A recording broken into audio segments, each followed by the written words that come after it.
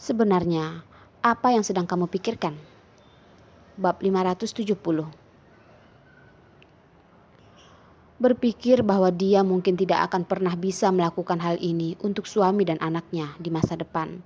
Arila merasa seperti pisau di belakang hatinya dan tidak tahu kapan air matanya mengalir dari matanya. Arila, ada apa denganmu? Suara Carson terdengar tidak siap di belakangnya. Aku baik-baik saja. Punggung Arila kaku, tetapi dia tidak punya keberanian untuk menatap Carson. Bukankah Carson pergi ke ruang belajar? Kenapa dia datang ke dapur lagi? Baik-baik saja. Tampaknya Carson tidak akan percaya bahwa Arila benar-benar baik-baik saja. Memangnya aku bisa kenapa? Tanya Arila. Arila, Carson meletakkan tangannya di sisinya dan dia berbisik. Apakah benar kamu tidak ingin memberitahuku sesuatu? Carson, apa yang ingin kamu dengar? Katakan padaku, aku akan memberitahumu. Arila marah dan berteriak balik. Kamu bicaralah padanya lagi dan mereka mungkin akan bertengkar lagi. Carson tidak ingin bertengkar dengan Arila. Dia berbalik dan kembali ke ruang kerjanya lagi. Carson duduk di mejanya, menyalakan sebatang rokok dan menarik napas panjang. Dia merokok sepanjang waktu, tetapi jarang di depan Rila kecil dan Arila. Apapun yang dia lakukan, mereka adalah yang pertama yang dia pedulikan.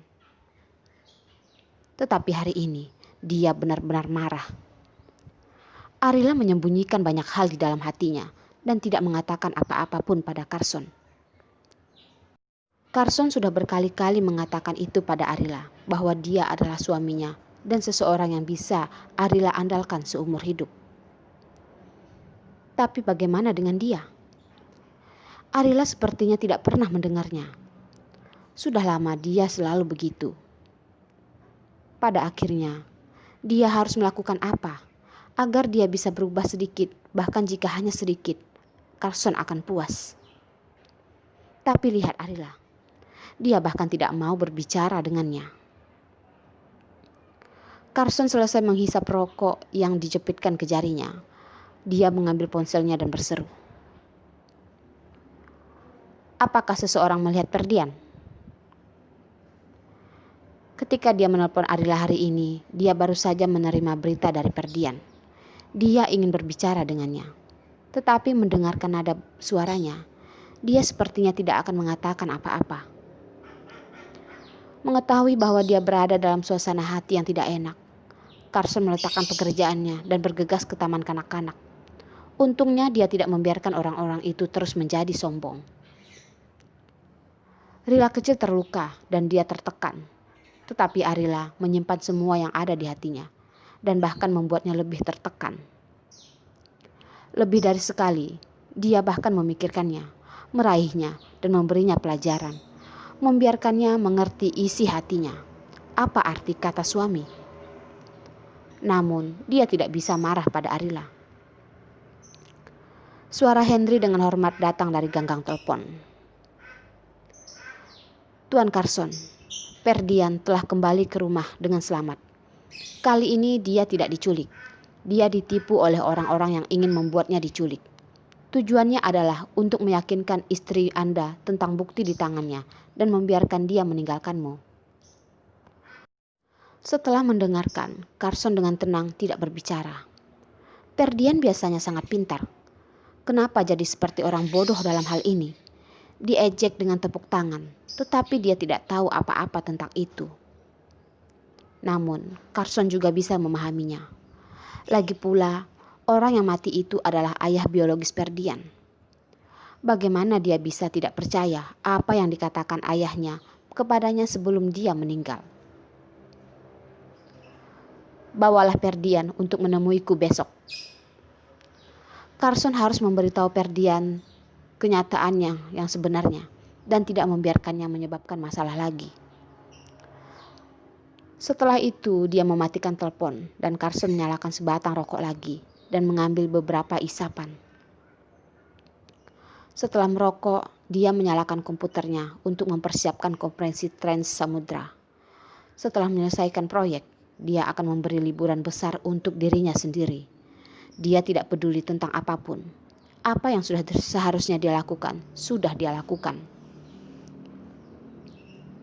Sementara pertemuan sedang berlangsung, pintu ruang rapat didorong dengan lembut terbuka.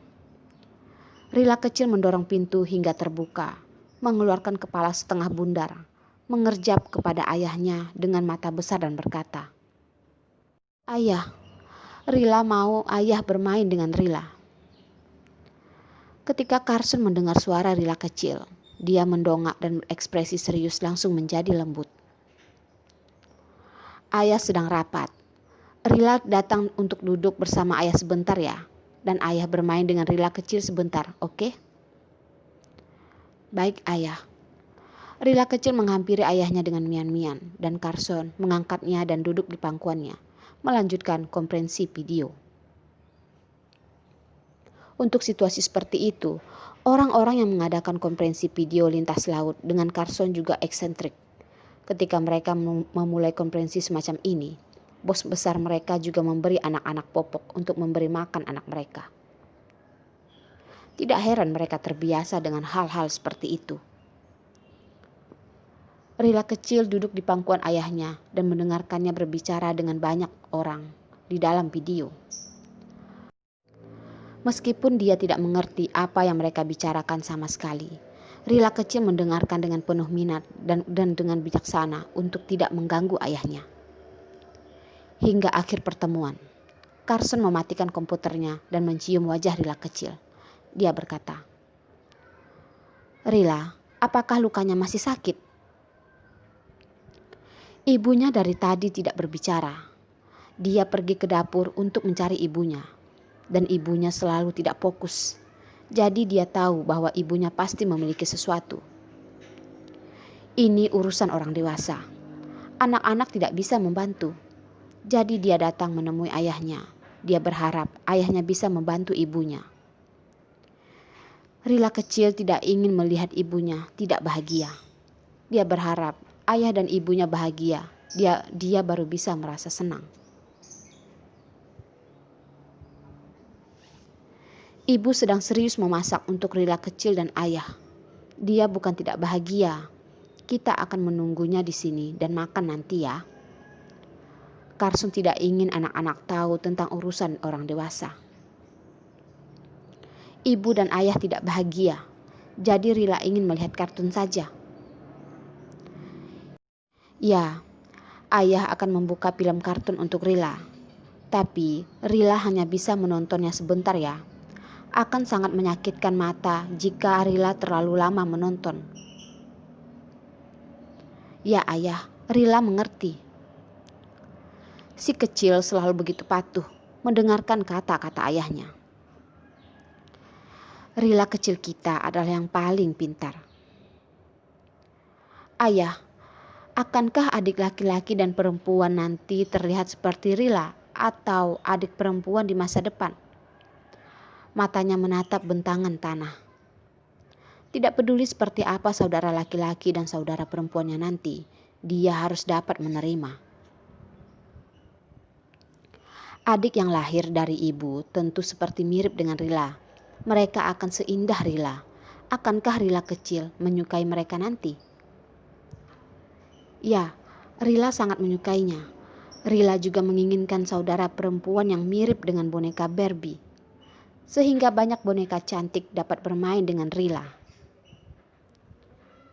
Ya, ayah dan ibu mencoba memberi Rila banyak saudara perempuan. Ayah, Rila tidak mau pergi ke taman kanak-kanak setelah ini. Tidak ada anak yang disukai di taman kanak-kanak dan anak-anak masih ingin menggertaknya. Rila kecil sama sekali tidak suka taman kanak-kanak. Iya sayang, Rila tidak menyukainya, jadi jangan pergi. Mengirimnya ke taman kanak-kanak. Carson hanya ingin membuat Rila kecil bahagia dan tumbuh dengan bahagia seperti anak lainnya. Sekarang Rila kecil terluka dan dia tidak mau pergi. Carson tentu saja tidak akan memaksanya pergi. Dia selalu menjadi pria yang memanjakan putrinya dan tidak memiliki prinsip sama sekali.